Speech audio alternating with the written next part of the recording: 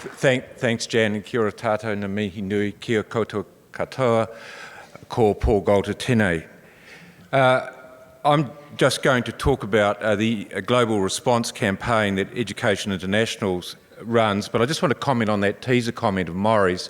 I actually went to see the Ministry of Foreign Affairs and Trade to complain about their actions and including that clause in, and they said, "Oh, Paul, you've got nothing to worry about. It's about the fact that export education is one of our top 4 industries, so we need it there to show the rest of the world we're genuine about our trade commitments." And I said, what's the impact on New Zealand? And they said, we don't know because it's not relevant to us. So we've got problems. However, we've also got a response, and we have that response through Education International's global response to privatisation and commercialisation of education. And this is the campaign that Angelo Gavrielatos is leading for Education International. And that basically that campaign focuses on privatisation, commercialisation anywhere in the world, but its prime target is Pearson, the giant education publishing company, and I'll take a bet every person here's hands have touched a Pearson product, probably in the last few weeks. But that's not the part of Pearson's we're going to talk about. The reason we're focusing on it as a target is that it's the biggest promoter of the germ and the commercialisation of education around the world. It's billions of pounds of profit annually made from promoting models of education fundamentally at odds with ours. It's got a great business model, it's vertically integrated. At the invitation of governments, it diagnoses problems in education systems and then promotes and sells its privatised and commercialised solutions. It's vertically integrated. A good example is Pearson's have got a big chunk of the PISA 2018 contract. They are going to develop frameworks for PISA 2018. And one part of that is, amongst its tasks, it said, we are going to redefine reading literacy. Now, just think about this. An unaccountable global corporate is going to redefine reading literacy for the rest of the world. Does that look like power?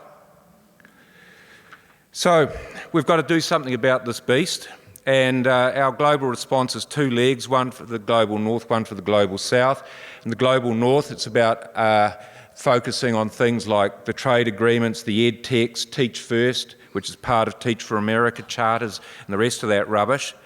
But fundamentally, that's being led by a small group of education unions, the American Federation of Teachers, the American National Education Association, our colleagues, the Australian Education Union, the Canadians, the English and the South Africans, and little old us way down the back, because they've all got hundreds of thousands or millions of members, but we're in there, all right?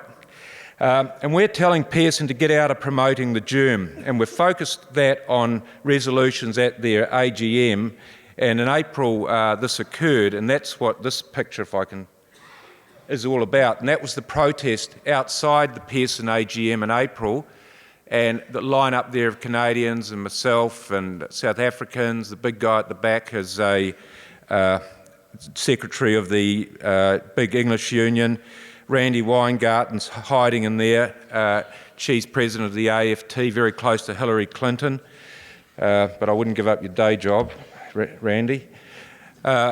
So at that resolution, at that AGM, we put up a resolution which got 9% supporter shares, calling on Pearson's to review its business model, basically get out of promoting the germ. So 9% wasn't bad, that was a few million, came in behind us. Pearson's were worried about it, they've tried to negotiate on their own basis ever since. But what we did find at that AGM was their vulnerability, which is about their behaviour in the global south. And if I get cut off here, you're never going to know the rest of the story, all right? So, the Education International has put investigators and researchers on the ground in India, Kenya, the Philippines, Uganda, and soon other countries, looking at what this model of low fee for profit schools is all about.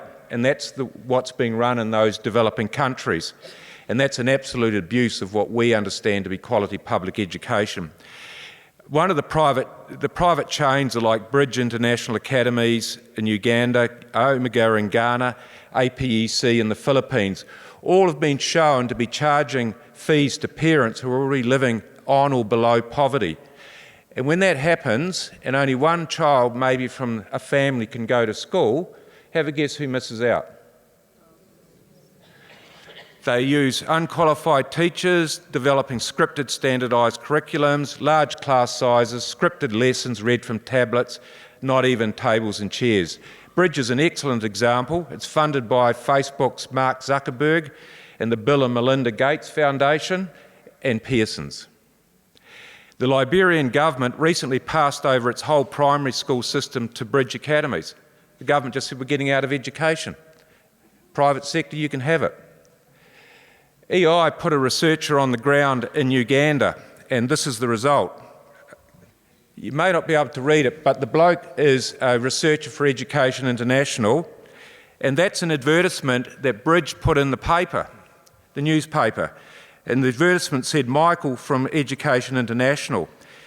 Bridge wishes to inform the general public that the above person has never worked for Bridge in any capacity. He's been illegally impersonating a Bridge employee. When probed, he alleged to work for Education International. Neither his true name or intentions in Uganda are known. He's currently wanted by the police. They fixed him up. And he was arrested by the police, and he was taken to a police station where Bridge had organised media, and he was put in jail. Now, 4 hours later, this happened, and this is the release on bond notice, and that says cancelled, withdrawn from the something or other by the Deputy Public Prosecutions person. So basically, the charges were completely drummed up, and the police finally had to let him go. And that was all because of the dirty stuff that Bridge were playing, Bridge that are funded by Pearson. So we're playing pretty rough out there. This isn't a game. This is a zero-sum game. There's a winner and there's a loser in this stuff. So he got out and left the country. We wrote to Bridge in support of him. They recycled the false claims and they said, I love this. We hope this misunderstanding can be set aside and that going forward Bridge and the NZEI Te Reo will foster more constructive engagements intended to improve learning outcomes for Ugandan children and across the world. So, anyway, the government moved on Bridge and shut down all their schools. And, of course, Bridge went to court and the schools have been reopened, and at the moment they're reopened pending a final hearing. The last one, this is the one you're really going to want, is we need money for that campaign. We're going to pass buckets around. If you can throw money in there, we're going to send it straight to Angelo to support his campaign against that sort of behaviour. And I'm going to leave that up there for a while because you branch and AC treasurers, you take those details around and that's where you send the money and we'll get it there. Thank you.